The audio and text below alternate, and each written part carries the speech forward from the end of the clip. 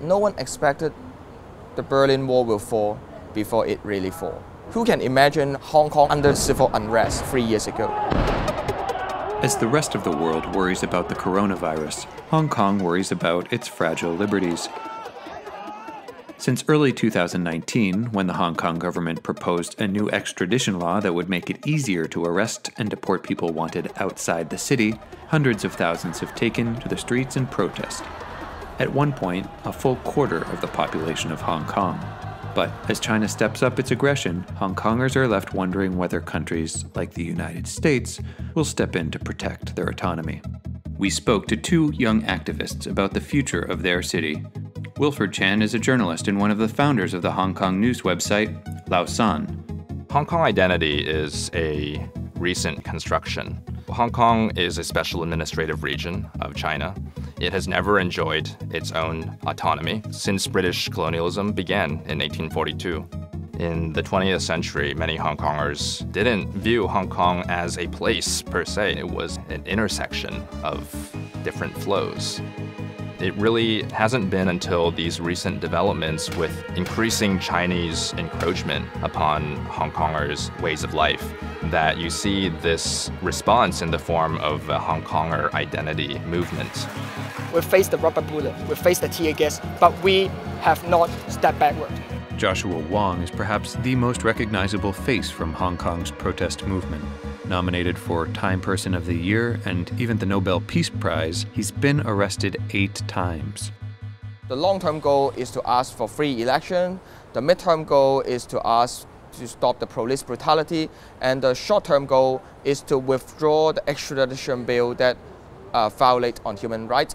And we successfully forced the government withdraw the evil bill on last September, which proved that most important is how Hong Kong people took to the street, show the power of people.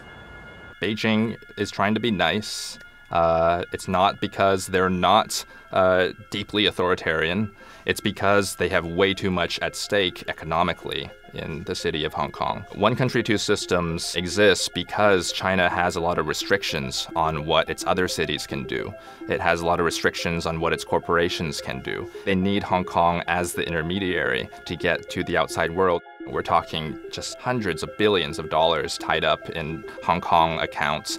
People focus on the authoritarian aspects of Beijing, and they don't think from the perspective of elites in China as deeply invested in keeping the economic engine rolling. Lots of Hong Kong people recognize that it's a must for us to seek for international community support around the world. In US politics, no one could imagine Ted Cruz and AOC make the joint statement together. But they did it last year. I think how to maximize bipartisan support around the world is also matter. Put pressure to Beijing.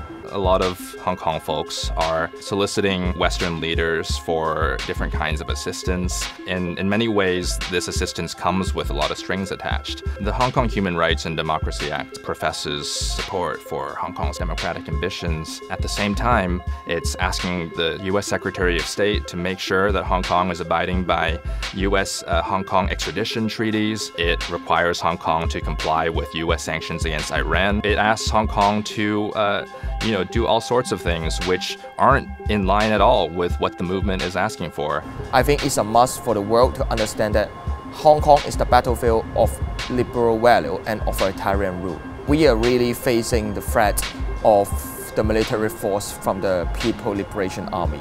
Troops already moved to the border, and there's lots of discussion of will China send the troops to Hong Kong to let the second Tiananmen Square massacre happen again. I think the meaning of democracy in Hong Kong is still being formulated. The reason why Hong Kongers are denied democracy, the reason why we have such an absurd political system is precisely to maintain Hong Kong's usefulness to the powers that be. Hong Kong is a pawn in the West and in Beijing. If we're going to talk about freedom, Hong Kongers can't do that by themselves. It really requires a rethinking at the global level of what conditions caused a Hong Kong to emerge in the first place and why people are now stuck in this situation and they can't get out.